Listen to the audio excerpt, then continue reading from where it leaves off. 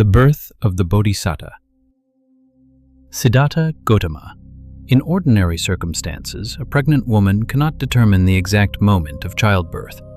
Some give birth earlier, others later than 10 months, and delivery may happen in many positions, lying down, sitting, standing, or even while walking. However, in his final life, the Bodhisattva's mother was entirely different. She gave birth while standing, her body remaining pure and unstained, like a flawless gem resting upon freshly woven silk. Unlike common infants who struggle at birth, the Bodhisattva entered the world with complete ease and serenity. His birth was smooth and effortless, like water flowing freely, like a wise teacher stepping down calmly from a teaching seat, or like the sun slowly rising above a golden mountain. He emerged with his legs extended, arms open, eyes clear and aware, fully mindful and entirely without fear. As the pregnancy reached its final stage, Queen Māyā wished to visit her homeland, Devadaha.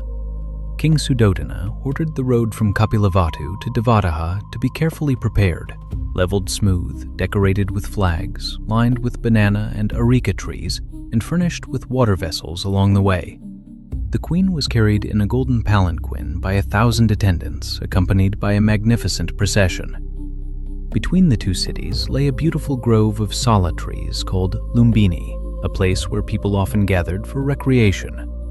When the queen arrived, the entire grove burst into bloom. Flowers blossomed from root to tip, bees of many colors hummed joyfully, and birds sang in harmony.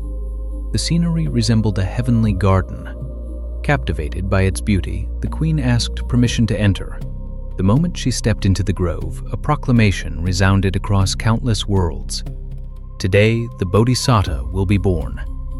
Devas and Brahmas from many realms gathered, bringing offerings and treasures. White parasols filled the sky, celestial music echoed in all directions, and divine beings rejoiced. Walking deeper into the grove, the queen felt the urge to grasp a flowering branch of a sala tree. As if responding to her wish, the branch bent downward within her reach. She raised her graceful arm, adorned with ornaments, and gently held the branch. At that moment, her beauty shone like the full moon emerging from clouds, or lightning illuminating the sky. While standing and holding the branch, she felt the signs of labor. Her attendants quickly set up a screen for privacy and stepped away. Instantly, the world shook.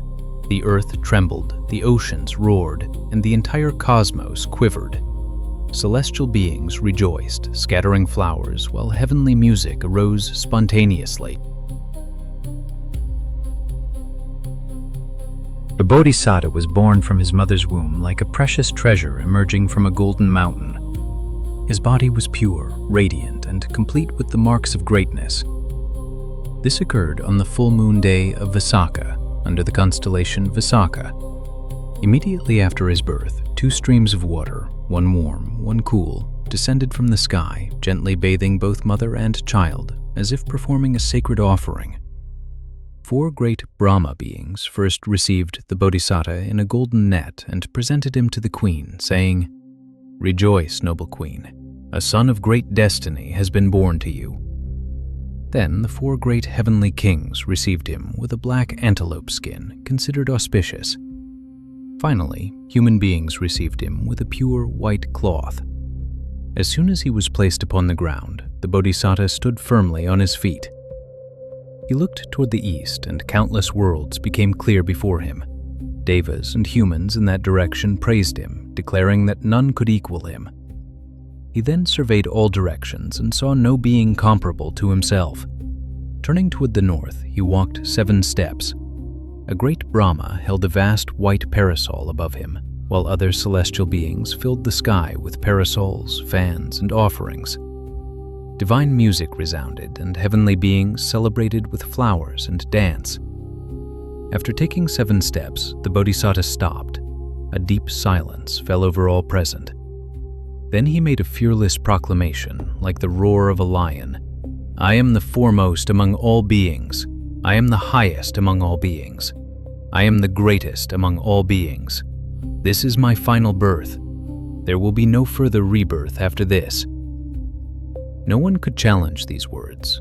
All beings, divine and human, bowed in reverence. Every action at his birth carried symbolic meaning. Standing firmly signified mastery of spiritual power. Facing north represented transcendence. Taking 7 steps symbolized awakening factors. The white parasol indicated supreme liberation. Seeing all directions reflected unobstructed knowledge. His declaration foreshadowed the turning of the wheel of Dhamma. His final statement foretold ultimate nibbana. At the same time, several significant beings and elements also came into existence. Princess Yasodhara, his future wife, Prince Ananda, his future attendant, Channa, the charioteer, Kaludai, the noble horse, Kantaka, the Bodhi tree, and 4 great treasure vessels appearing in the royal palace. Thus, surrounded by extraordinary signs and blessings, the Bodhisattva was born. The people of both kingdoms joyfully escorted the queen and the newborn prince back to the capital. A great being had entered the world, bringing with him the promise of liberation for both humanity and the celestial realms.